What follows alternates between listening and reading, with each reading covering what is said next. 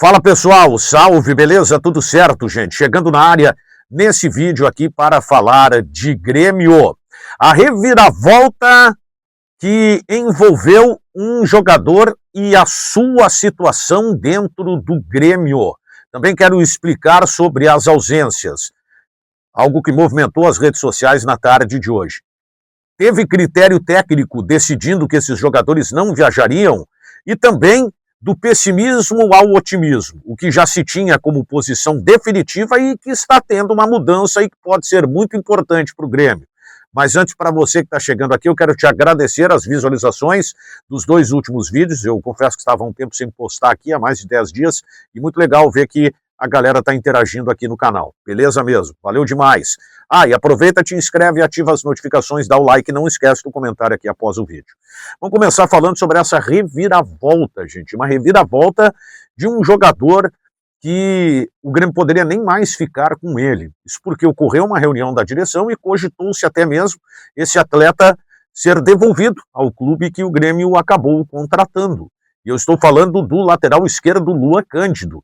Esse jogador, ele chegou até por uma confiança, uma polivalência, um cara que joga na lateral esquerda, joga como zagueiro, chegou inclusive a fazer a sua estreia com a camisa do Grêmio, mas a situação física do jogador preocupou demais os dirigentes do Grêmio. Tanto que essa situação foi debatida e ganhava força o fato de o Grêmio tomar como decisão a devolução do Luan Cândido ao Bragantino. E por que teve a reviravolta? Porque o jogador vai viajar. Ele deu uma melhorada no aspecto físico e fica à disposição do técnico Mano Menezes. E é um cara que pode, como disse, polivalente, pode jogar como lateral, como zagueiro, e aí a gente começa a entender algumas coisas que movimentaram o dia de hoje dentro do Grêmio, que são, por exemplo, ausências de alguns atletas nesta viagem para a Argentina para o jogo desta quinta-feira contra o Godoy Cruz. Então vamos lá. Gustavo Martins. Há uma ideia em relação à questão técnica envolvendo o Gustavo Martins, entendendo que esse jogador precisa evoluir muito mais. E o Grêmio não esconde o desejo de negociar o atleta se vier uma boa proposta. E olha, não é só o Gustavo Martins não, o Grêmio pode negociar Ronald também. É importante a gente dizer isso. Então, sobre o Gustavo Martins, foi constatado uma lesão de grau 2. O que eu recebi que é um estiramento no ligamento do joelho. E por isso, esse atleta acabou ficando fora da viagem para a Argentina. Mas além dele, um outro jogador também acabou não viajando e que gerou até uma discussão. Puxa, como é que pode? Aí não há uma confiança nele, ele vem entrado bem em alguns jogos, e eu estou falando do Arezzo. O Arezzo teve um desconforto muscular, por isso que ele foi figura ausente na composição da delegação do Grêmio, que está na Argentina. E o outro jogador, esse chama a atenção porque é um cara muito visado pelo torcedor do Grêmio e que inclusive o tricolor pode negociar no meio de ano, que é o atacante Pavon.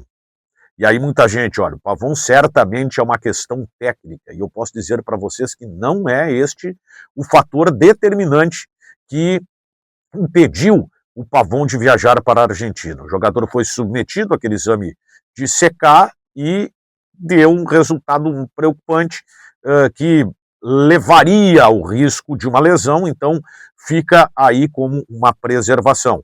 Mas é um atleta que se sabe também que o Grêmio quer negociar no meio do ano. O jogador está meio sem clima, jogou na arena, foi vaiado, é um cara muito visado, enfim, não deu a resposta. Infelizmente não deu a resposta. Quem sabe até com outro técnico, Mano Menezes, o jogador possa retomar a sua confiança, mas isso por enquanto não alteraria em nada o planejamento que o Grêmio tem a respeito deste jogador que está realmente numa situação bem complicada junto à direção. Bom, eu cheguei a falar dos vídeos aqui que o Filipão não viria, outros colegas também deram esta informação, né? Enfim, o Grêmio criou uma expectativa, as conversas elas se estenderam, e aí, inclusive, veio de dentro do Grêmio, de pessoas que estavam participando disso, que o Filipão não viria. O Filipão não viria por uma questão pessoal. E a família parece que não gostaria que o Filipão de repente voltasse agora para o futebol e tal, mas aconteceu algo diferente e que foi uma conversa com o presidente Alberto Guerra. O presidente entrou em contato com o Luiz Felipe Scolari. Filipão não quer saber de campo, gente, não quer saber de campo, ele quer justamente mais autonomia dentro do vestiário, e eu entendo que ele será muito importante, mas muito importante mesmo, porque ele permitirá que o Mano Menezes foque nas questões de campo, o Filipão não vai se meter em escalação, vai conversar com o técnico, mas o Filipão será o dono do vestiário do Grêmio. Ele é o cara que vai estruturar o vestiário do Grêmio para que dê condições que o Mano Menezes trabalhe tudo a respeito dessa necessidade de crescimento do Grêmio, de melhora do Grêmio, focando nas questões do time. Então, não vai o Filipão se meter à escalação. O Filipão está acertado com o Grêmio? Não, ainda não. Mas essa conversa deu uma reanimada. E o que gerou esta mudança? O presidente do Grêmio ter colocado a necessidade do Filipão neste momento complicado do Grêmio, que foi com a questão do Quinteiros, e não somente o Quinteiros. A saída do técnico Renato Portaluppi desestruturou o vestiário do Grêmio. E aí, como o trabalho do Quinteiros não deu certo, o presidente colocou isso ao Filipão, que seria fundamental a sua vinda para que as coisas fossem recolocadas em ordem. Então, por isso que agora há essa conversa, a coisa avançou, né? O pessimismo e algo que foi descartado pelo próprio Grêmio, agora reanimou um pouco esse contexto e a possibilidade, portanto, de vinda de Luiz Felipe Scolari, que eu considero seria excelente para o Grêmio nesse momento.